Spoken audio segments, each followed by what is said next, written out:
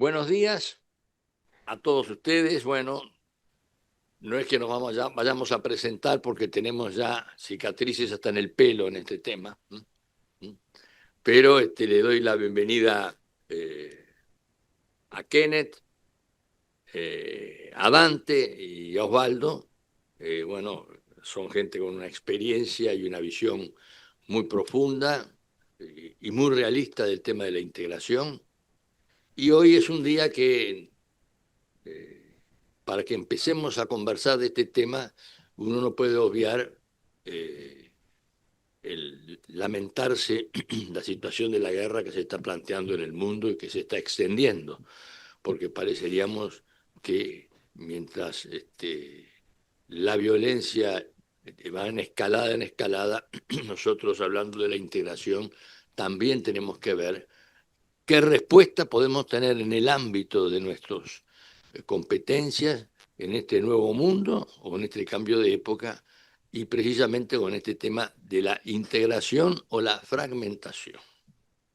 Eh, Esto, como ustedes saben, es para hablar sin ningún tipo de limitación, es un aporte que hacemos acá de la de al día y además accede mucha gente por YouTube y de manera que es importante lo que puedan decir, lo que puedan transmitir y lo que podamos sacar en conclusiones de este tema. Así que, sin más, con mucho gusto le doy la primera ingreso a Kenneth Smith Ramos, ex jefe de la negociación técnica para el Tratado del TEMEC en la Secretaría de Economía, socio en Nagón Economía, Derecho y Estrategia.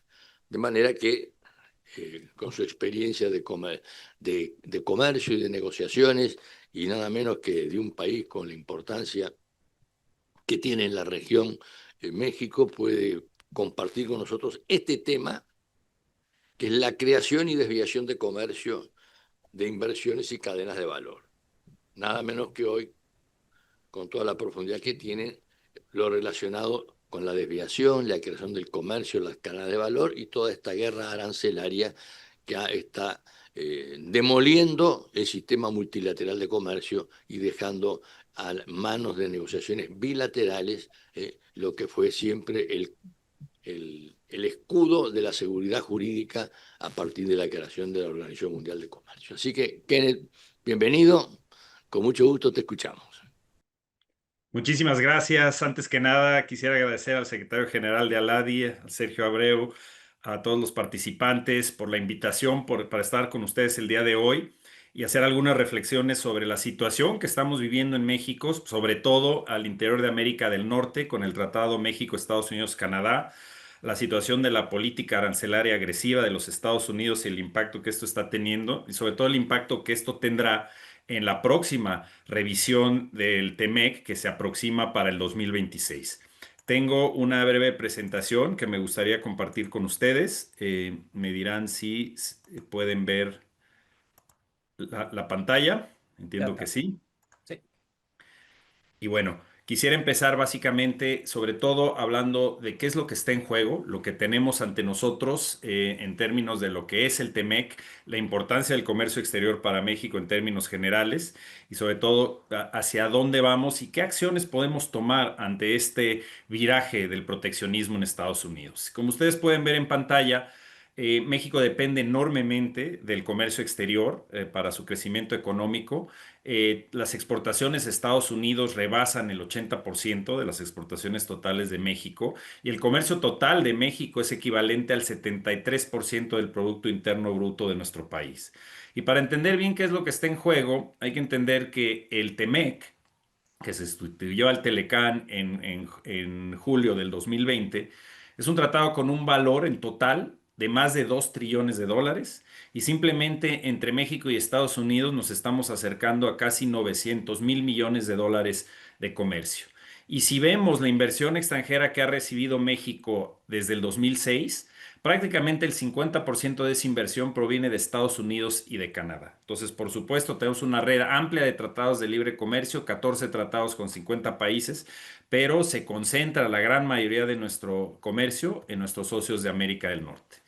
Y el tratado tiene básicamente tres elementos principales, que es el hecho de haber modernizado un acuerdo que ya tenía 25 años, que había funcionado muy bien, pero que necesitaba actualizarse. Entonces se incluyeron 12 capítulos nuevos que modernizan el tratado con conceptos nuevos que no existían hace 30 años, como en materia de comercio digital, buenas prácticas regulatorias, cómo deben competir las empresas propiedad del Estado con las empresas privadas en sectores altamente regulados, etcétera.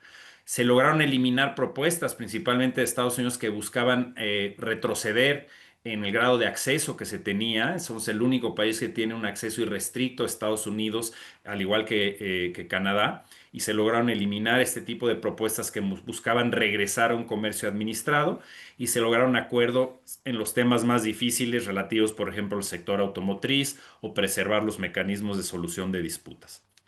Y hay que entender que existen una serie de ventajas estructurales que ha construido México a lo largo del periodo de liberalización comercial que empieza desde nuestra entrada al GATT en 1985 y el proceso de negociación de tratados de libre comercio a partir de los años 90.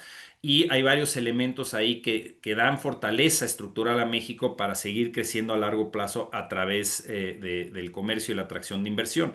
Ya mencionaba yo el acceso irrestricto a Estados Unidos, mercado más atractivo del mundo, que obviamente es una ventaja competitiva con respecto al resto del mundo, pero hay otros elementos importantes, como el hecho de que a diferencia de muchas regiones del mundo, sobre todo lo que estamos viendo en materia geopolítica hoy en día, Norteamérica es una región políticamente estable y eso es atractivo para los inversionistas, por supuesto.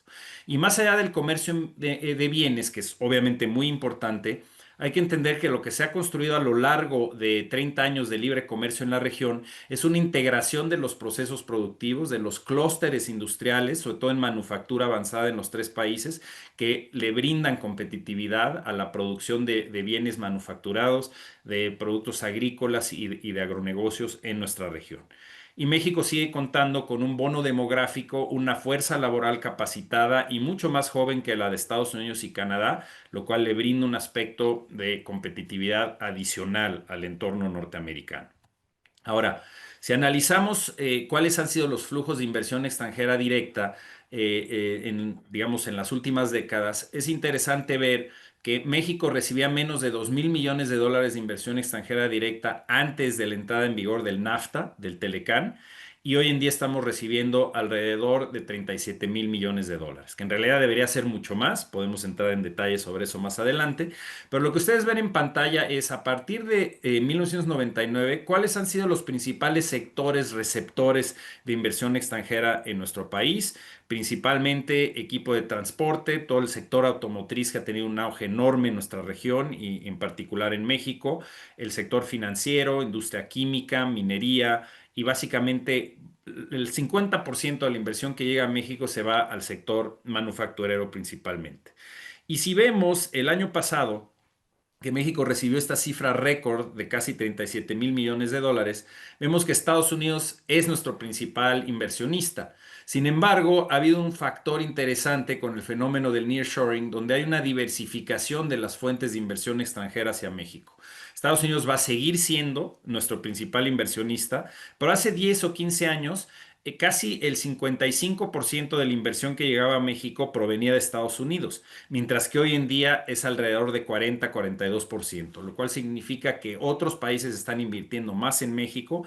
Hay bastante crecimiento de la inversión asiática. Japón es el principal inversionista, Corea del Sur el segundo y está creciendo, por supuesto, China, lo cual genera, digamos, escozor ante Estados Unidos por la obsesión que tienen con tratar de cerrarle el acceso a China al continente americano en general y principalmente a Norteamérica. Pero vemos un poco la distribución de la inversión extranjera y podemos decir que el tratado, el TEMEC, está funcionando y está trayendo inversión importante a la región y sobre todo a México.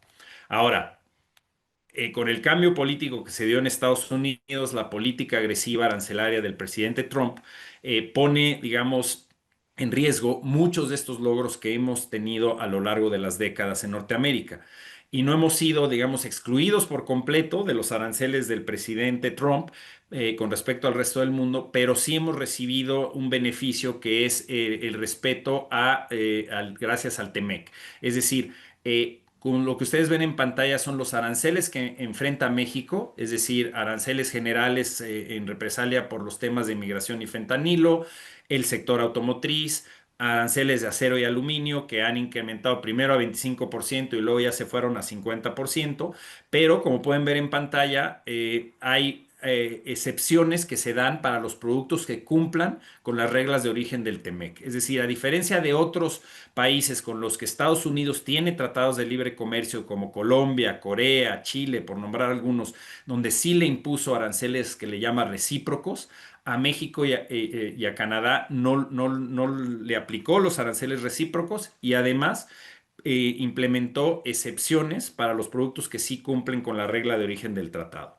Sin embargo, sabemos que este, digamos, beneficio comparativo, pues es muy volátil e incierto, porque está sujeto únicamente a la disposición que tenga el presidente de los Estados Unidos, que el día de mañana puede cambiar de opinión y volver a imponer aranceles o incrementar los aranceles que ya impuso. Y hay que tomar en cuenta que está llevando a cabo Estados Unidos investigaciones en 7 sectores fundamentales para la economía regional en materia de seguridad nacional, lo que le llaman la sección 232 en materia de seguridad nacional de la Ley Comercial de Estados Unidos. Y como ven, están llevando a cabo investigaciones en semiconductores, farmacéuticos, camiones pesados, turbinas y sus componentes para aviones. Y en ese sentido hay un riesgo que tanto a México como a Canadá, además de los aranceles que ya enfrentamos, podamos enfrentar aranceles adicionales en estos sectores. Aquí es donde vemos el comparativo, digamos, con el resto del mundo, donde México y Canadá fuimos excluidos de los aranceles recíprocos y es una ventaja del TEMEC porque desde hace muchos años ya no se cobra ningún tipo de arancel entre los países norteamericanos, excepto los que acaba de imponer, por supuesto, Estados Unidos. Tenemos una ventaja en materia de vehículos ligeros porque a diferencia del resto del mundo, a México y a Canadá se le va a eximir de arancel a todo contenido de vehículo que sea estadounidense. Y, por supuesto, enfrentamos los aranceles de acero y aluminio que tienen un impacto muy nocivo en toda la cadena de valor porque son productos que tienen un impacto en toda la manufactura. Entonces, en ese sentido, sí hay una excepción parcial, por así decirlo, de los aranceles gracias al TEMEC, pero es una situación inestable porque esa excepción no está basada en ningún acuerdo más allá que la disposición que tenga el presidente Trump de seguir respetando esta situación. Ahora, Estados Unidos, como saben, está negociando en este momento con diversos países, con Reino Unido, con China. El problema es que lo que anunció como grandes acuerdos y que ustedes ven en pantalla, la realidad es que se trata de términos de referencia, de objetivos que se tienen en la negociación y que apenas están iniciando esas negociaciones. Y están tratando de hacer estas negociaciones, como decimos en México, al vapor, en una especie de fast track para tratar de llegar al mes de julio con acuerdos ya firmados y esto se antoja sumamente complejo. Lo mismo con la Unión Europea y otros países con los que Estados Unidos se encuentra en este momento negociando. Ahora, todo esto que les menciono, lo que hemos visto hasta ahora es que el tratado está funcionando, está trayendo flujos de inversión extranjera directa a la región, pero la política arancelaria, la política comercial agresiva y este viraje hacia el proteccionismo en Estados Unidos está generando muchísima incertidumbre en nuestra región y obstáculos al comercio. Hay que decirlo, los aranceles que ha impuesto el presidente Trump son violatorios del Tratado México, Estados Unidos, Canadá, pero también de los compromisos de Estados Unidos ante la OMC. Por ahora, el gobierno de México ha implementado una estrategia de negociación y no confrontación, no ha tomado represalias. Habrá que ver si en las próximas semanas nos vuelve a pegar Estados Unidos con aranceles en estos 7 sectores que está investigando, si la postura del gobierno de México seguirá siendo conciliatoria y de negociación o si habrá la posibilidad de que imponga represalias. Eso está un poco en el aire y hay un debate en México al respecto. Pero toda esta situación que vivimos puede tener un impacto sobre la revisión del tratado que está programada para el próximo año. Y hay que entender que en el TEMEC se estableció un espacio, digamos, de revisión del acuerdo. Cada 6 años, los ministros encargados del comercio se tienen que reunir, analizar cómo se está implementando el tratado y, en su caso, presentar recomendaciones sobre cómo mejorar su implementación. Esto no quiere decir que es una renegociación automáticamente. Y hay que entender que puede haber cambios de orden administrativo que no implican cambios sustantivos al texto del tratado y que impliquen entonces tener que aprobarlos en los poderes legislativos de los tres países, pero nada impide que uno o más miembros del TEMEC levanten la mano y sí pidan reabrir texto y hacer cambios sustantivos que implicaría una renegociación. Entonces, lo que ustedes ven en pantalla es los escenarios, desde el más positivo y con menor riesgo hasta el más negativo de mayor riesgo, que es el escenario de lo que pudiera suceder en esta revisión. Y la primera opción es una revisión en donde se hagan cambios administrativos, no se toque de manera sustantiva el tratado y las grandes preocupaciones que tiene Estados Unidos con respecto a China se aborden de manera bilateral o trilateral, es decir, combatir prácticas desleales de China o de otras partes del mundo para quitarnos esa presión de Estados Unidos, pero sin tocar el tratado. Sería la mejor salida, la mejor solución, pero pensamos que no es la que va a suceder, simplemente por la manera de negociar del presidente Trump y el interés de tener soluciones, entre comillas, permanentes sobre el tema de la presión de China en Norteamérica. Pensamos que el escenario B es posible, que es una renegociación del acuerdo, ya sea parcial o total, donde Estados Unidos insista en abrir ciertos aspectos del tratado nuevamente muy enfocado hacia China, por ejemplo, en el sector automotriz, en el sector, digamos, de sectores estratégicos que considera Estados Unidos para su economía, acotar o reducir las inversiones de China en Norteamérica y varias áreas más donde sabemos que ya, por ejemplo, los sindicatos estadounidenses están pidiendo medidas más estrictas en reglas de origen o mecanismos de solución de disputas en materia laboral, etcétera. Y entonces, con la obsesión que tiene el presidente Trump con los déficits comerciales, que busque también, por ejemplo, acotar nuestras exportaciones agrícolas a ese país. Y existe la posibilidad de que no se cierre la negociación en 2026, de no cerrarse, hay que entender que el acuerdo no termina, el acuerdo está en vigor hasta 2036. Y en caso de que no se pongan de acuerdo los países en 2026, te puedes ir a unas revisiones anuales, es decir, repetir el ejercicio en 2027, 2028 y para 2029 ya se fue Trump. La única fecha fatal es el 2036. Y un mensaje importante aquí es que no vemos un riesgo de ruptura inminente del tratado. Es decir, no vemos el riesgo de que Estados Unidos se salga del acuerdo. No lo hizo en 2017-2018 cuando ni siquiera era un acuerdo negociado por Trump. Ahora Trump ve al acuerdo como un acuerdo que él negoció. Está obviamente presionando a sus socios comerciales de manera muy agresiva con los aranceles, pero no vemos una situación donde Estados Unidos esté dispuesto a romper todo y salirse del acuerdo. Entonces eso también es importante en términos de la confianza que puedan tener los inversionistas y los exportadores, no solo de la región, sino de otras partes del mundo. Y básicamente ya para ir concluyendo, lo que enfrentamos es una situación, digamos, extrema en materia de presión arancelaria, no solo en Norteamérica, sino con respecto al resto del mundo. Y hay acciones que podemos tomar, y esto que ven en pantalla es sobre todo recomendaciones que estamos haciendo en México sobre cómo el sector privado y el gobierno pueden colaborar, por un lado, para adaptarnos a este cambio, digamos, de paradigma, esta situación extrema de Estados Unidos donde abandona muchos de los conceptos que impulsó desde la creación de las instituciones de Bretton Woods después de la Segunda Guerra Mundial y este ímpetu de abrir mercados y crear instituciones internacionales que busquen a través del crecimiento económico garantizar la paz mundial. Todo eso está cambiando, hay una visión diferente del comercio, diferente de la política exterior de Estados Unidos y hay medidas que podemos tomar para adaptarnos. De entrada, aprovechar las oportunidades que se derivan del nuevo panorama, que tienen que ver, por ejemplo, con impulsar una diversificación del comercio. Ya se habla en México de ahora sí concluir en la modernización del acuerdo con la Unión Europea, cerrar también la negociación que quedó pendiente con Reino Unido, aprovechar la Alianza del Pacífico con Chile, Colombia y Perú, fortalecer la relación comercial, por ejemplo, con Brasil y Argentina y aprovechar el Tratado Transpacífico. También mejorar el clima de negocios interno en México es esencial para enfrentar estos shocks externos y ahí hay mucha tarea por hacer en términos de generar un ambiente propicio a la atracción de inversión en nuestro país y que el Plan México, el gran plan del Gobierno de México de desarrollo sustentable a largo plazo, se pueda concretar.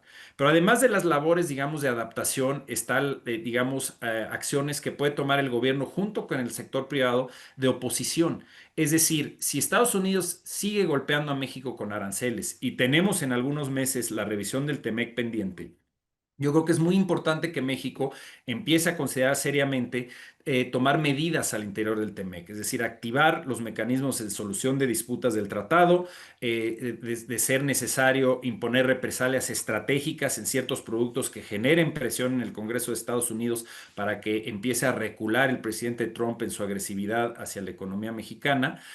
Sin romper la negociación, en todo momento seguir negociando y sobre todo enfatizarle a Estados Unidos que Estados Unidos requiere de la economía mexicana, de esta integración de los clústeres industriales y los procesos productivos para competir con éxito con China. Y esto implica que además de la negociación gubernamental, se lleve a cabo en paralelo un trabajo de abogacía y de educación, de echar a andar, de activar a las empresas estadounidenses que dependen enormemente del mercado mexicano para que sean ellas a nivel local quienes vayan a exigirle a sus diputados, senadores y gobernadores que se mantenga esta relación de libre comercio con México y Canadá al interior de América del Norte. En ese sentido, es importante pensar que podemos estar ante una situación donde México puede mejorar su posición negociadora hacia la revisión del TEMEC. Hay que prepararnos ya para lo que a todas luces podría ser una renegociación del tratado y sí buscar espacios de negociación con Estados Unidos, por ejemplo, para combatir prácticas desleales de otras regiones del mundo.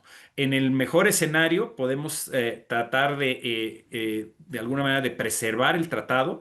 Es poco probable que Trump esté de acuerdo con la posición mexicana que es de fortalecer la integración económica al interior de América del Norte, pero si tenemos, para ponerlo en un término futbolístico, un empate a cero, es decir, que después de todo este periodo de revisión se quede el tratado como está, ya sería una ganancia importante. Y un aspecto fundamental será la colaboración de México y Canadá en materia de la negociación y también para asegurar que el tratado siga siendo trilateral.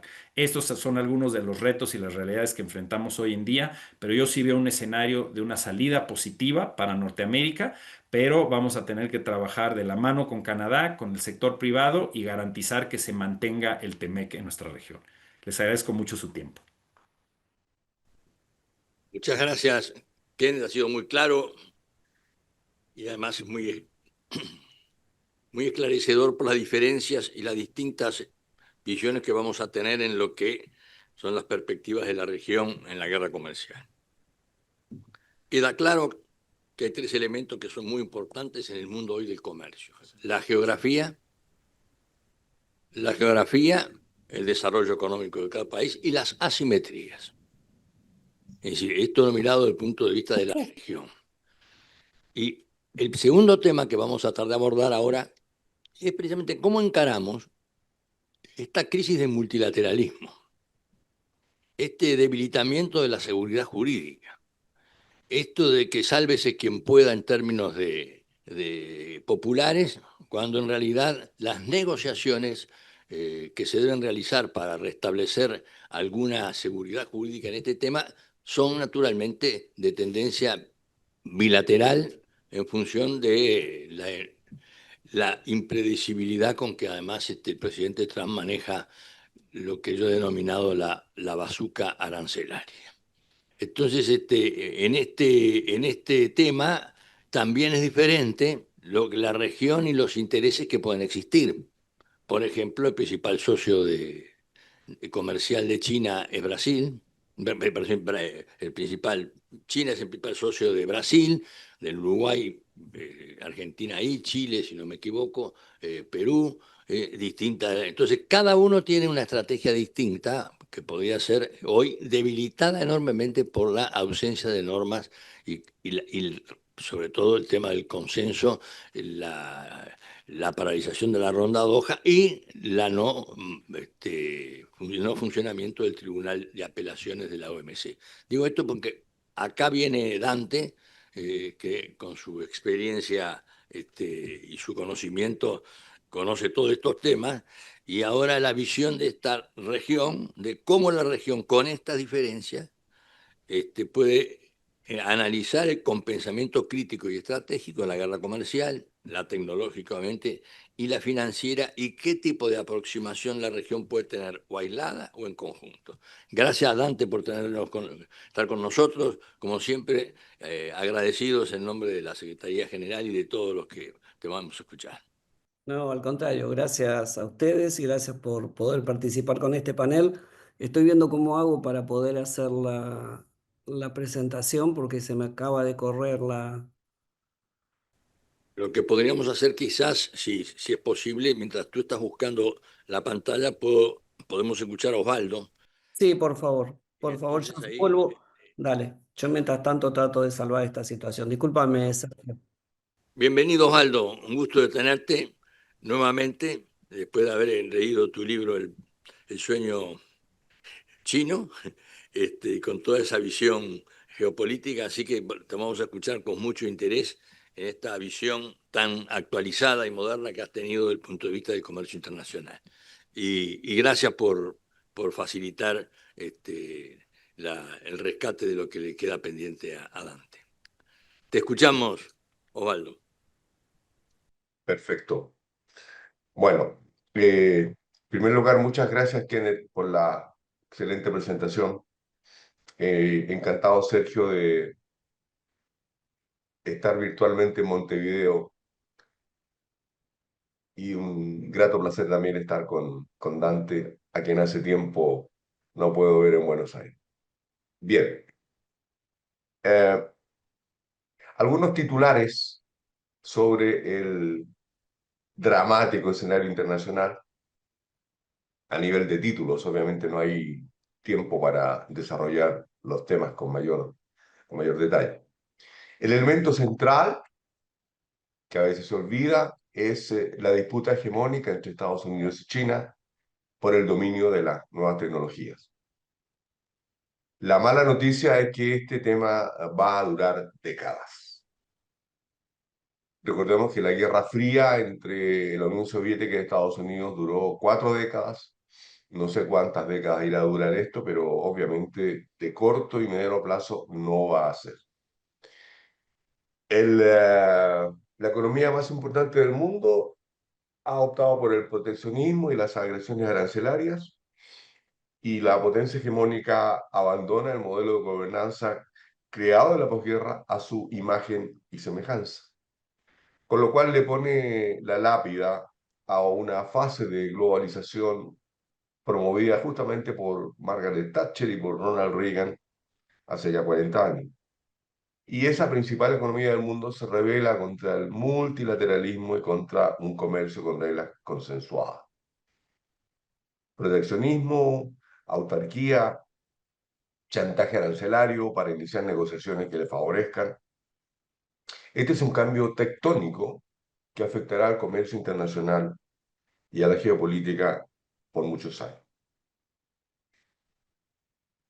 Como si fuera poco, se agregan conflictos políticos de gran envergadura que afectan a Europa, Rusia, Ucrania y al Medio Oriente, con las implicaciones tan severas que estamos viendo ya no día a día, sino minuto a minuto.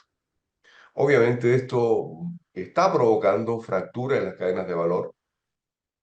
Hay una reagrupación bastante compleja porque además las políticas comerciales y las políticas políticas de Trump son bastante inestables, duran poco, cambian de un día para otro, etcétera.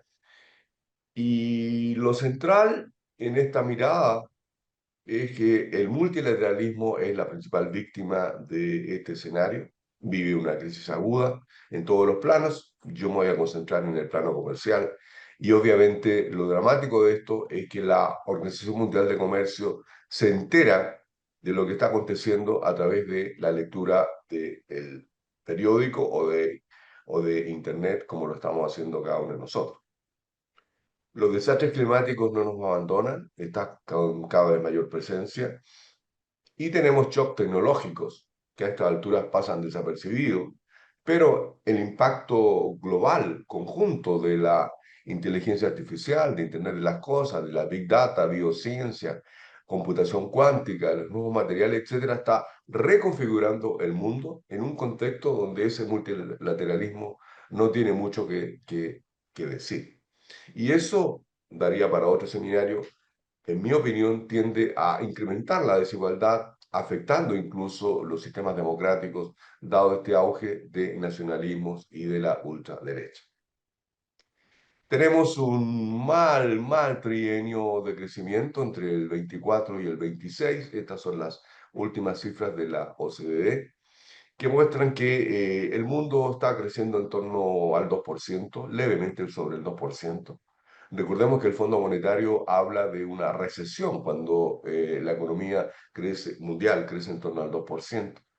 Y las perspectivas para Estados Unidos para los próximos 2 años son de crecimiento levemente superior al 1% y la zona euro creciendo bajo 1%, en un contexto en que además tiene que reformular no solo su vínculo con Estados Unidos, sino también su propio pacto interno, dado que está presionado a elevar su gasto en defensa en varios puntos del producto en un contexto de bajo crecimiento. Es un tremendo desafío que sin ninguna duda va a conducir a reformulaciones de su integración financiera, su emisión de bonos, de repente bonos comunitarios, en fin, todo un tema de gran relevancia que no tengo tiempo de plantear. China crece mucho menos, crecerá en torno a 4,5, 4% en los próximos 2 años, este y el próximo. Es India la que está llevando la delantera en materia de crecimiento, pero ya lejos del 8%, más bien pegada a un 6%, y nuestra región pegada a un 2%. Vale la pena destacar de que el crecimiento de la región en los últimos 10 años es inferior al de la década perdida de los años 80. Y lamentablemente no hay muchas perspectivas de que esto vaya mejorando. El comercio mundial, también datos de la OCDE de la semana pasada, también extraordinariamente preocupante. Un comercio mundial que en promedio anual creció en torno al 5% en la primera década de este siglo, que fue cayendo a 4,5 en la segunda década y que en esta década, del 20 en adelante, está creciendo bajo el 3% promedio anual. Lejos están aquellas décadas en que la economía mundial crecía 6% y el comercio mundial crecía al 8%, década del 60, década del 70. Y esto se da lamentablemente en un periodo de transición energética y de transición digital de tremenda exigencia y de tremenda relevancia. De hecho, algunos hablan con razón de una suerte de cuarta revolución industrial energodigital, que vincula todos los temas que ahí ustedes están observando. Es evidente que abordar esta transición, particularmente del ámbito de la región, en un contexto de bajo crecimiento y bajo dinamismo del comercio internacional, no augura buenas respuestas. Aquí hay sectores claves en la disputa tecnológica que están en la disputa entre Estados Unidos y China fundamentalmente, pero también en menor medida entre la propia China y la Unión Europea. Los temas los conocemos, particularmente en el ámbito de semiconductores, equipos para la transición energética verde, paneles solares, turbinas eólicas, baterías de alta capacidad, autos eléctricos, todos rubros donde China provee entre el 60 y el 80% de la producción mundial. Entonces la pregunta que uno se hace es si Estados Unidos está en condiciones de poder frenar esa tendencia o reducirla. Mi opinión es muy difícil, pero eso sería tema para otro seminario. ¿Qué ha pasado con el arancel medio en Estados Unidos? En los últimos 20, 25 años, el arancel promedio en Estados Unidos osciló en torno al 2%. Cuando asume Trump, el arancel en enero era 2,4% y hoy día, con las dificultades que significa medir algo que está variando día a día, se mueve entre 17 y 19%, acercándose peligrosamente al 20% de 1934, una vez que esto condujo a agravar la gran crisis.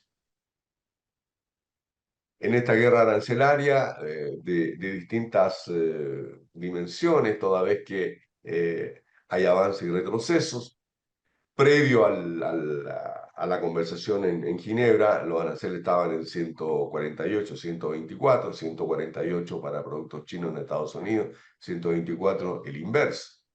Y de nuevo, esto daría para otro seminario, estoy siguiendo estos temas casi día a día, pero yo recomiendo un artículo del The Economist de esta semana, donde pone el énfasis en que a estas alturas, la conclusión que uno puede sacar de las reuniones de Ginebra y de Londres es que quien está con las mejores cartas es China.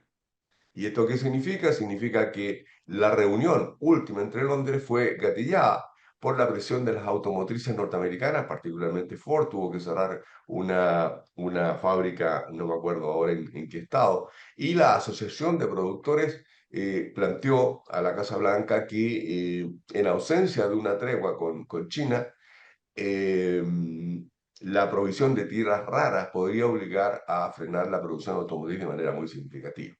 Es un temazo, no tengo tiempo de volver a aquello. Los datos, por lo menos los que plantea el PIE, el Peterson Institute of International Economics, hablan de una caída en el producto norteamericano desde el 24 hasta ahora, desde 2008 hasta 1,1 este año, 0,6 el próximo, un incremento en la inflación desde 2,5 a 4 y un incremento también gradual en la tasa de desempleo del 4,1 a 5 y 4,7. Es decir, los resultados 2025-2026 serán inferiores a los que dejó Biden en términos de crecimiento, inflación y desempleo, y eso más temprano que tarde debiera estarse reflejando también no solo en las encuestas, sino también en la reacción de las bancadas republicanas en la Cámara y en el Senado. ¿Qué hacer en ese contexto?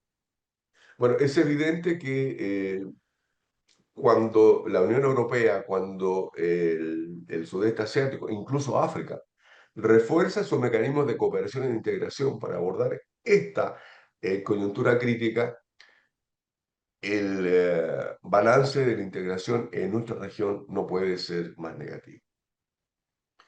El actual momento de la integración, en mi opinión, es el peor desde la década del 60, justamente cuando más la necesitamos. Y por lo tanto, si esperamos que la región salga de esa pasividad, hay que superar sus principales debilidades. Y en mi opinión, ¿cuáles son? Bueno, énfasis arancelario y subestimación de temas no arancelarios y de servicios. Un vínculo muy limitado con la inversión privada y la base productiva. Una relación escasa con organizaciones empresariales y laborales. Y eso hace que los temas de integración sigan teniendo baja prelación en las agendas gubernamentales y por ende los resultados son modestos y precarios en integración productiva. Además, en lo que hace América del Sur, mantenemos aún una implementación parcial de acuerdos y mecanismos muy frágiles de solución de controversias. Y lo peor, una tendencia a entender la integración como acuerdo entre gobiernos y no entre estados, producto de lo cual los esfuerzos de integración aún no consiguen apoyos significativos en la opinión pública.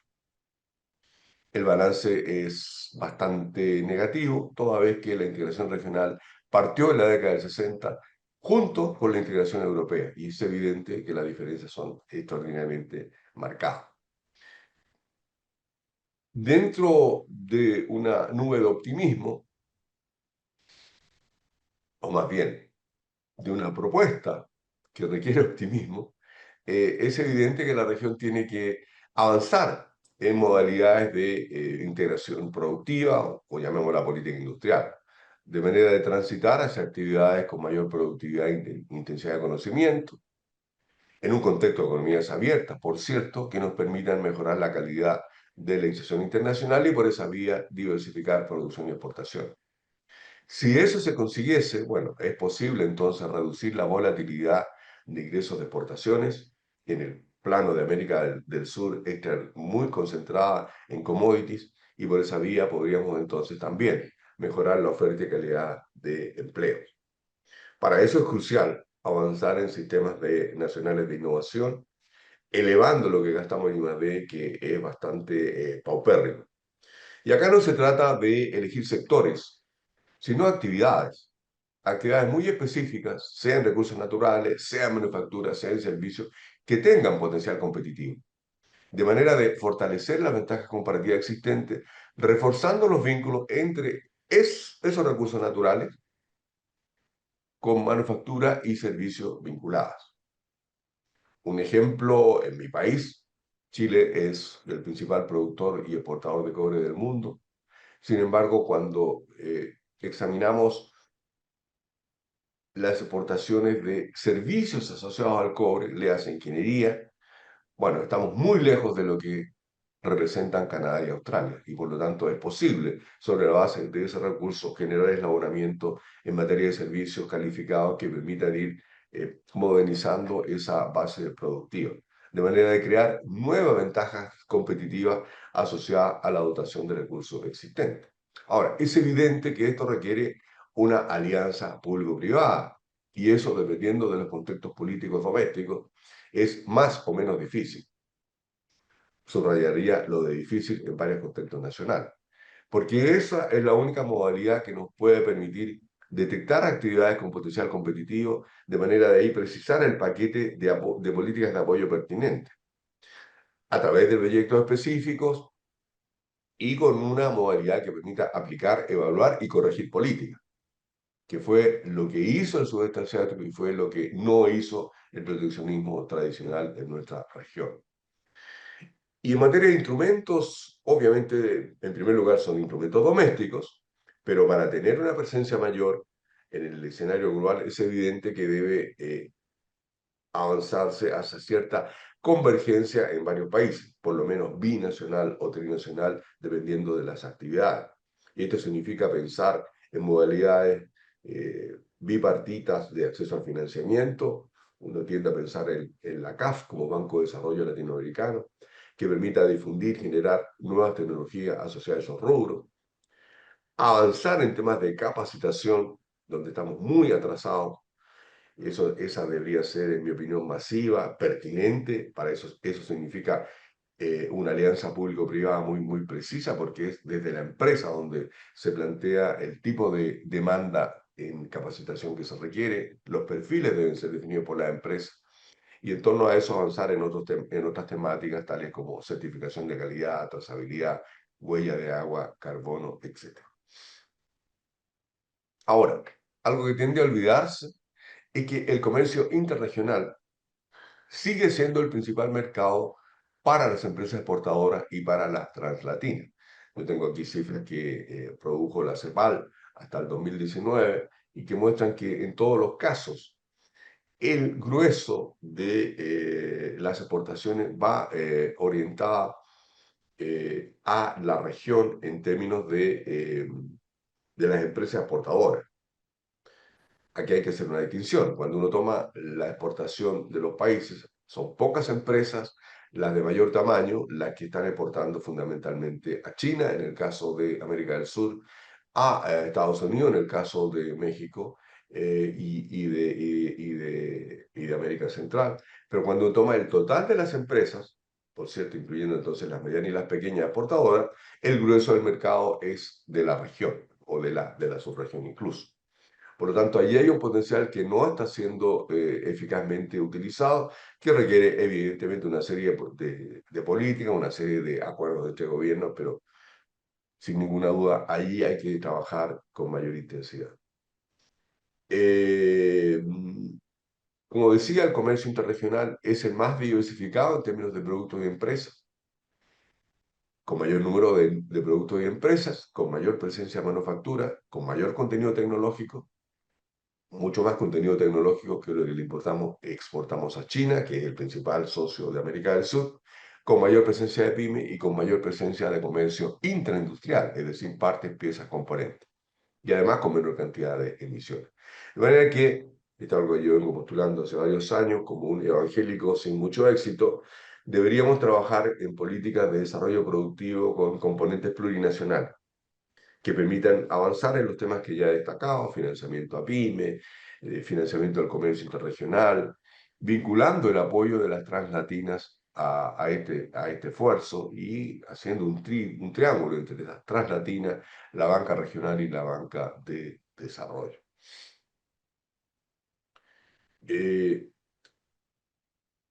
No hay que ser ingenuo.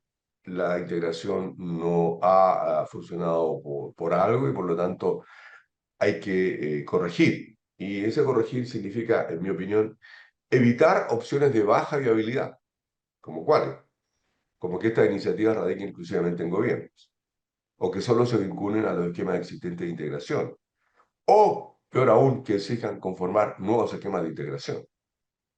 De la misma forma, hay que mejorar la eficacia de las nuevas propuestas, que sean muy acotadas en su cobertura, que cuenten con financiamiento conocido, que surjan más de la sociedad civil que de gobiernos, que estén ligadas al mundo de la producción, le hace organizaciones empresariales y laborales, y que busquen promover alianzas sólidas entre empresas, universidades, centros tecnológicos, que estén ligadas a resultados verificables en plazos cortos y que aborden temas críticos para la ciudadanía de manera que ésta se sienta representada.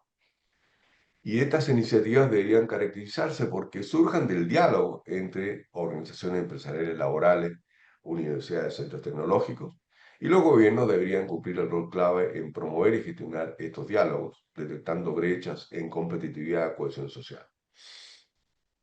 Y ojalá que estos diálogos permitan que los gobiernos también se puedan aliar con otros gobiernos de la región para conformar proyectos comunes en temas específicos.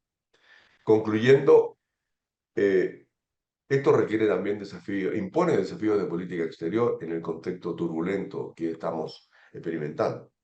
El primero, en mi opinión, debería cambiar acá el orden, es preservar y renovar el multilateralismo, de manera que el comercio basado en normas pueda subsistir de esta andanada. Eso significa que países de la región deberían buscar un vínculo más estrecho con la Unión Europea y con países como Canadá, Australia, Nueva Zelanda, Singapur, de manera de tratar de preservar la Organización Mundial de Comercio reformándola, porque evidentemente la OMC no está en estado de coma solo por las medidas de Trump, está hace bastante tiempo agonizando y la ronda Doha que partió el 2001 está en el congelador prácticamente desde hace 10 años. En ese contexto, me parece que reforzar vínculos con la Unión Europea es de la mayor importancia. Y eso significa, en primerísimo lugar, desde la región, la impostergable urgencia de concluir el acuerdo entre la Unión Europea y Mercosur, toda vez que eso permitiría, por ejemplo, bregar a continuación por aplicar acumulación de origen entre todos quienes tenemos acuerdo con la Unión Europea, que son prácticamente todos los países de la región, excluyendo a Cuba, Venezuela y Bolivia. El resto, incluido el Caribe, todos tenemos acuerdos bastante similares con la Unión Europea y por lo tanto sería una forma interesante no solo de bregar por acumular origen y generar cadenas de valor euro-latinoamericanas, sino también para poder acordar entre nosotros aquellos capítulos que hemos acordado con la Unión Europea que son bastante similares y que no están cubiertos por nuestros propios esquemas de integración. Es fundamental también plurilateralizar el diálogo con China. Hasta ahora el diálogo es estrictamente bilateral y más que evidente que eso no es lo más conveniente. Y esto significa, en materia de comercio, en materia de inversión, en materia de infraestructura, definir proyectos que un par de países o 2 o 3 países definan como prioritarios y a partir de ahí realizar el diálogo con China. Todo eso, en mi opinión, debiera tener un eje central, que es la convergencia gradual cada vez más necesaria entre la Alianza del Pacífico y Mercosur. Y uno piensa, yo pienso que en la coyuntura adversa que la región está enfrentando y que México está enfrentando producto de las medidas de su vecino, debiera haber un mayor espacio para que el vínculo entre México y América del Sur, particularmente México y Brasil, pueda modificarse positivamente para gestar por esa vía una convergencia gradual entre alianzas del Pacífico y Mercosur. Y que esta convergencia pueda mirar más hacia el Asia-Pacífico, toda vez que Asia-Pacífico tiene algún tipo de desafío similar que la región. ¿En qué sentido? Particularmente que América del Sur, en el sentido de que China es nuestro principal socio comercial, pero el paraguas de seguridad nos lo provee Estados Unidos, al igual que Asia-Pacífico. Y ni Asia-Pacífico ni América del Sur quiere tener conflicto ni con uno ni con otro. no quiere alinearse ni con uno ni con otro, y por lo tanto ahí tenemos un espacio que deberíamos aprovechar, incluido el de bregar por un nuevo multilateralismo, que de paso, eso sería tema para otro evento, me parece que la tendencia podría ir porque la Unión Europea se vincule mucho más con el CPTPP, y por lo tanto aquellos países que en la región somos parte del CPTPP deberíamos jugar un rol mucho más activo en esa aproximación. Si todo eso tiene como base una apuesta a la integración regional con énfasis en la coordinación productiva, como he mencionado, es evidente que el rol de Aladi allí se vería reforzado, y en mi opinión un vínculo más estrecho entre Aladi y CAF en materia de proyectos de infraestructura, crecimiento verde, debería jugar un rol mucho, mucho más relevante en nuestra región. Muchas gracias. Gracias, Osvaldo. Ha sido muy interesante el planteo y una visión muy realista que va dentro de lo que es la tendencia un poco más pesimista y también de una visión, en cierto sentido, esperanzadora para ver cómo lo podemos encarar. Ahora le va a tocar a Dante, simplemente que decía que me queda una reflexión para introducir en este tema. Osvaldo hablaba de que la integración entre los países de nuestra región es más una integración entre gobiernos que entre estados, por decir así. Y esa integración entre gobiernos está muy marcada por el corto plazo y con la carencia de un pensamiento crítico y un pensamiento estratégico que pueda insertarse en este plazo, en estos tiempos en que, como dice muy bien Osvaldo, comenzamos décadas donde se van a ir consolidando los nuevos sistemas de equilibrio de poder. Este es uno, a Dante yo le transmito esta pregunta que siempre cuando hablamos de la región, yo digo, bueno, la región es una, son varias, qué distintas expresiones tiene y sobre todo, cómo nosotros podríamos encarar, sin perjuicio de las variables internacionales que juegan, la inclusión social a través del comercio de la micro, pequeña y mediana empresa. Somos el continente más desigual del planeta, con más del 50% del empleo informal y con más de 400.000 millones de dólares que se manejan ahora en el narcotráfico, sin controles y sin capacidad de los gobiernos de poder tener una voluntad política que supere esta tendencia, no solo a la irrelevancia, sino peligrosamente a la disolución de valores que para nosotros sigue siendo muy importante. Y esto no es una expresión pesimista, es realista. Entonces, Dante, que conoce este tema y sabe muy bien de la integración productiva y todo esto, bueno, en la región nosotros podemos empezar, por ejemplo, en la facilitación del comercio, que tenemos tanta cosa, que no somos capaces de habilitar una frontera para que pueda tener mucho más agilidad el comercio. No tenemos la velocidad de la infraestructura, de la inversión intermodal, del transporte intermodal para crear las condiciones del nuevo sistema de competitividad en el transporte internacional, por supuesto, de los nuevos actores, como el caso, entre otras cosas, del deshielo que se está planteando en el mar Ártico y que va a tener un impacto muy negativo sobre la competitividad de nuestro transporte. Digo esto como parte del desafío. Dante estará diciendo, bueno, podría haberse ahorrado el 10%, yo saldría menos deprimido, pero simplemente para compartir este tema con una visión, decíamos, ¿qué podemos hacer? Pero sobre todo con una visión de pensamiento crítico y estratégico, porque en estas condiciones parecería que somos más tomadores de decisiones que protagonistas del nuevo mundo. Gracias, Dante, gracias, Osvaldo, y gracias a a quienes todos que están acá, ya sé que no sé si son más de 200 los que están yo estoy cada día veo menos, pero de todas maneras, 150. ¿eh? 150. Por eso, que yo le puse por la inflación, lo llego generalmente a los 200, por ahí que estamos.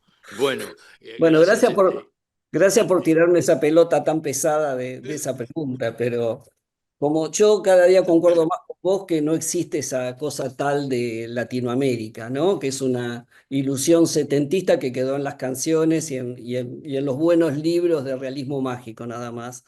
y es una región totalmente desintegrada. Yo voy a tratar de ver la presentación ahora, voy a hacer unos flashes muy rápidos, primero porque estamos muy excedidos en tiempo y después que gran parte de lo que tenía en las excelentes presentaciones de Kenneth y de Osvaldo de alguna manera están contenidas. Así que nada más algunas reflexiones como para poder ir viendo este tema. El, bueno, de alguna manera durante toda la presentación estuvimos viendo todos estos impactos tanto en la presentación de Kenneth como de Osvaldo, todos estos impactos de la guerra comercial. Claramente, las próximas décadas vamos a estar sumidas en esta guerra, en esta nueva guerra estratégica entre Estados Unidos y China, y eso de alguna manera va a estar condicionando todos los grandes temas, ¿no? Digo, en el marco también de estas disrupciones de comercio, de esta idea del desarme.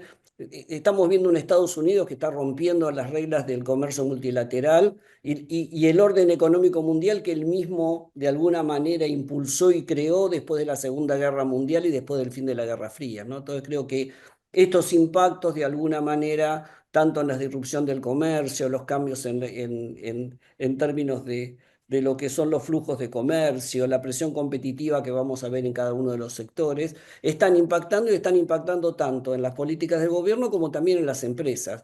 Todo cruzado por esta disrupción tecnológica que está reformulando el mundo de los negocios. Entonces, cuando uno mira las empresas y lo que estamos viendo para adelante, hay 4 factores que son los que condicionan y moldean de alguna manera todas las estrategias futuras que tienen que ver con la geopolítica, el siglo, yo creo que la globalización del siglo XX fue una globalización, entre comillas, mucho más regida por la eficiencia, la búsqueda de costos competitivos. Hoy todo lo que estamos viendo en esta fragmentación, en el proceso de globalización, está dado por la geopolítica. La segunda, la cuestión demográfica, ¿dónde están los mercados? En los próximos 20 años, de cada 5 personas, 3 van a estar viviendo en Asia, entre Asia y África, por lo tanto eso está cambiando. El cambio climático que va a impactar desde los flujos y los temas de transporte, la pérdida de agua en el canal de Panamá, la búsqueda de nuevos estrechos, el deshielo en el Ártico, como recién decía Sergio, y por otro lado con la disrupción tecnológica que en este tema de la inteligencia artificial acelera y cambia. Ya la ley de Cooper de cada 18 meses teníamos un cambio en computacional, ahora es cada 6 meses. Entonces esto me parece, todas estas instancias es lo que está cambiando el mundo de los negocios y está teniendo impacto. Con respecto a la región, no hay una región, esto que charlábamos siempre, digo, los intereses están totalmente divididos, ¿no? Si uno mira de Centroamérica para arriba, tenemos el ciclo mucho más volcado, mucho más, con mayor influencia por lo que pasa en Estados Unidos, y del Ecuador hacia abajo claramente está influido por el ciclo de China. Entonces, y con intereses muy contrapuestos. Durante todo el siglo XXI, tanto Estados Unidos como Europa abandonaron totalmente la región. Entonces, una región con políticas distintas, no es lo mismo la Alianza del Pacífico que el Mercosur. El Mercosur con una anquilosamiento y un proceso de cerrarse sobre sí mismo para tratar de ganar competitividad, con teóricamente un país que nos daba la posibilidad de darnos un mercado para poder crecer que nunca pudimos hacerlo. Recién hablabas de facilitación de comercio.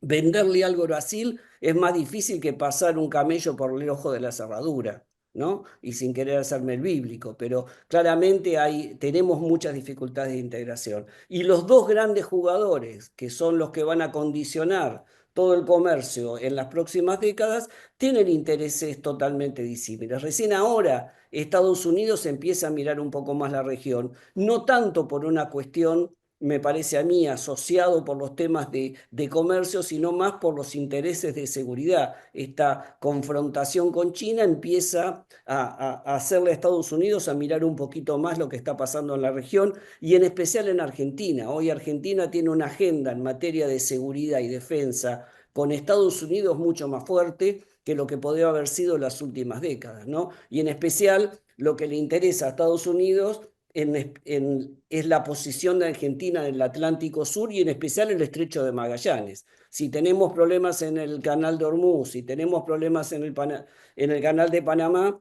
o las armas o el comercio pasan por el Estrecho de Magallanes para poder de alguna manera conectar los continentes. Entonces, es una región que forma parte de la disputa de esta confrontación a nivel mundial, pero que tiene características y temas muy disímiles a la hora de mirarlo. Cuando uno mira lo que está pasando en Estados Unidos, la respuesta de Estados Unidos a la región es totalmente diferente. No hay una respuesta unívoca. Y me parece que va a ser muy difícil, si bien es cierto que vamos a ver después, queremos tener una mayor integración, tenemos miradas distintas y tenemos intereses distintos. Yo creo que hoy Estados Unidos redefine la posición en la región en tres grandes grupos, ¿no? Los amigos, Argentina, El Salvador, Ecuador y Paraguay, que de alguna manera tienen la mayor afinidad con Estados Unidos y una posición favorable. La posición de Argentina, vuelvo a repetirlo, es importante, y no solo por la afinidad de Trump con Milley, sino ya viene de la época de Biden. Digo, yo creo que Trump no es un loco que llegó al gobierno y quiere imponer una política distinta. Es la política de Estados Unidos con una visión más, si quieren, frontal, con una visión mucho más brutal desde ese punto de vista. Pero el gran interés de los últimos años de Estados Unidos con Argentina era que China no estuviera en la hidrovía y que no hubiese un puerto chino en Tierra del Fuego, ¿no? Y eso Argentina se lo cedió a Estados Unidos ya en el gobierno de Biden, no necesariamente con Trump. Entonces, hoy Argentina está avanzando muy rápidamente en un acuerdo de aranceles recíprocos con Estados Unidos que seguramente en el próximo mes va a estar anunciado. Después están los castigados, Venezuela, Colombia, México, que a pesar, bueno, Kenneth puede decirlo mucho mejor, pero realmente la presidenta ha dado señales de mucho más pragmatismo de lo que se esperaba y que está de alguna manera tratando de salvar la situación. Y después países como Chile y Brasil que tienen hoy un vínculo incierto con Estados Unidos, ¿no? Brasil, que acaba de firmar en la reunión de la CELAC acuerdos hasta el 2035 de inversión con China por casi 50.000 millones de dólares, algunos de cumplimiento incierto, como todo lo que tiene que ver con los temas de tecnología, pero algunos de cumplimiento cierto en materia de infraestructura, que quizás entre un 60 o un 70% pueden estar llevando adelante, ¿no? Entonces, esto me parece que va a redefinir también la posición. ¿Por qué esta mirada y por qué mirar esto? Porque más allá del efecto de los aranceles, las respuestas de política y de integración van a ser totalmente distintas. Mi sensación, y esto, como decía Osvaldo, es para una charla distinta y algún día podríamos hacer un seminario sobre esto, Sergio, es que la etapa de los grandes acuerdos comerciales ya pasó. Creo que el último gran acuerdo para firmar, y hay que hacerlo, es el acuerdo Mercosur-Unión Europea. Pero dadas estas características que dije al inicio, estos cuatro vectores que van a marcar el futuro del tema de comercio, hoy la región que tiene seguridad alimentaria para darle al mundo, que tiene minerales para darle al mundo, que tiene tecnología y energía para poder movilizar todos los temas de los servicios basados en conocimiento y que tiene minerales, está más para hacer acuerdos bilaterales, estratégicos, que un gran acuerdo de comercio. Hoy no importa para nuestra región el tamaño del mercado, hoy lo que importa son las relaciones, me parece, estratégicas en términos de la provisión que puede hacer, y ahí los países tenemos mucho más para ganar. Entonces, esta es la relación, me parece, con Estados Unidos.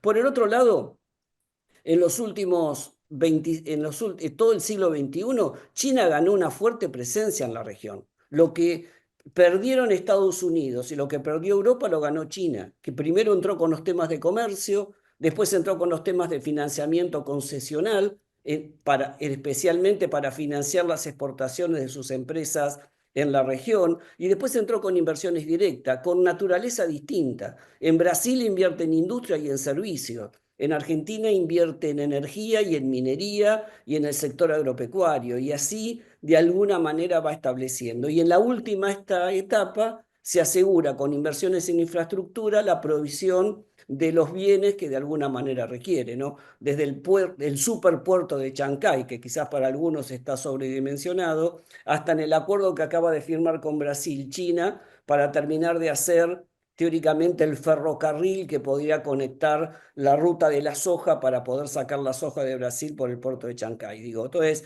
ha tenido una presencia muy fuerte, desde swap de monedas con los principales países para poder instalar el yuan como moneda corriente. Acaba de firmar también en los acuerdos que firmó con Brasil la posibilidad que los BRICS aumenten la participación de financiamiento de sus exportaciones, desplazando al dólar y yendo al yuan, siendo el principal en términos de flujo, no de stock, pero en términos de flujo, empieza a ser el principal inversor en la región y en especial en todos los bienes industriales, ¿no? Entonces, vemos una presencia cada vez más fuerte en materia de inversiones, en materia de financiamiento y en materia de exportaciones, si quieren, a nivel industrial. Fuerte presencia y esto hay que acelerarlo.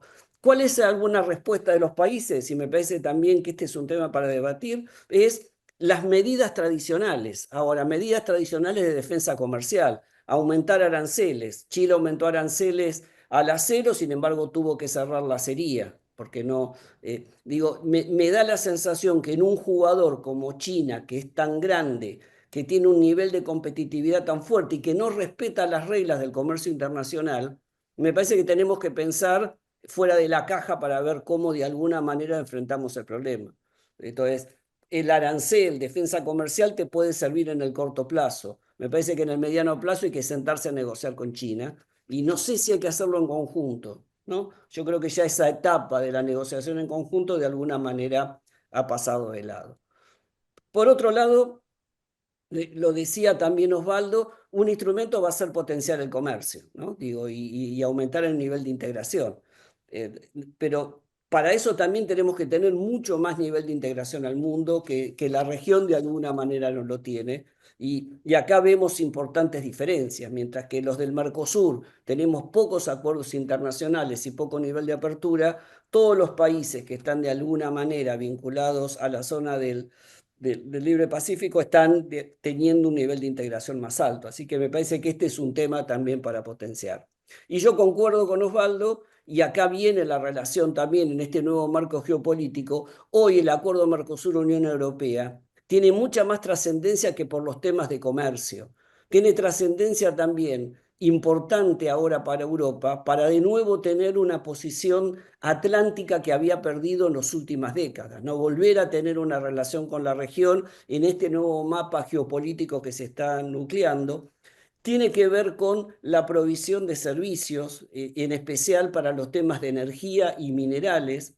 Me parece que la apuesta que fracasó con la apuesta de la energía rusa que había hecho Alemania para Europa, de alguna manera vuelve a ser relevante a la región y hoy el acuerdo podría permitir en términos globales mayores procesos de inversión. Me parece que este acuerdo para la región es más un acuerdo, que algo también lo planteó recién Osvaldo, es más un acuerdo de reglas y de inversión que de comercio.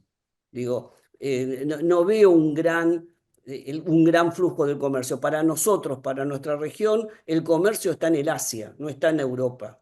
Europa tiende a ser un museo, pero claramente los temas de energía y de minerales puede ser una salida importante. Y inversiones europeas en la región, aliadas con empresas locales, puede ser un buen canal de transmisión para poder buscar y un poco más de exportación. Así que hoy, por suerte, los 4 países del Mercosur, después de todos los vaivenes de Brasil de los últimos años y de los vaivenes del gobierno anterior de Argentina, de alguna manera me parece que están los 4 de acuerdo para firmar, y creo que hay que dejar pasar la elección de Polonia para poder tener hoy ya la presión de Italia y de Alemania sobre Francia y las necesidades políticas también de Francia me parece que hacen que hoy Europa necesite este acuerdo para firmar.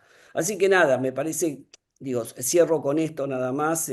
Creo que hay una oportunidad interesante para la región, para nuestra región, para salir. El marco geopolítico que vamos a vivir creo que nos saca de la irrelevancia Ahora, para poder salir de esta irrelevancia que habíamos caído en estos años del siglo XXI, requiere que los países también tengan una mirada mucho más propositiva. Yo no creo en la posibilidad de un gran proceso de integración de la región. Creo que estamos más para acuerdos bilaterales, para acuerdos sectoriales, donde podamos aprovechar nuestra capacidad estratégica de proveer estos insumos que hoy el mundo de alguna manera nos abre como una nueva ventana de comercio para los próximos años. Nada, estos elementos nada más para discutir, Sergio. Y gracias por la invitación. Bueno, muchas gracias. Creo que hemos llegado a la hora para tratar de ser eficientes, así que le quiero agradecer especialmente a Kenneth, bueno, a Dante, a Osvaldo, la participación, la profesionalidad, la transparencia y sobre todo las inquietantes reflexiones que nos dejan con datos y posicionamientos que están vinculados precisamente a la incertidumbre de la integración y sobre todo a sus eventuales aspectos de fragmentación que tenemos que ir encarando. De manera que esto es una etapa más de la que venimos desarrollando. Vamos a seguir con el Aladi al día, con algunos otros temas, porque no se agotan exclusivamente en esto y el mundo, desgraciadamente, va a un ritmo de tal naturaleza que cada vez que vemos una noticia nos estamos enfrentando a situaciones que creíamos que teníamos que haber superado hace tiempo, entre otras cosas, que la paz fuera un elemento comunitario para poder crecer en todo lo que significa nuestros desafíos económicos y sociales. Así que les agradezco enormemente no solo el aporte, sino además la sabiduría y la reflexión que queda como parte de nuestro desafío de todos los días. Les mando un abrazo grande, estamos en contacto. Gracias a todos ustedes Al y contrario, gracias gracias a a todos vos, los que nos han Sergio. acompañado, al embajador de Chile que está con nosotros aquí, a las representaciones, a todos los que han hecho posible esta instancia que vamos a repetir. Muchas gracias y nos vemos pronto.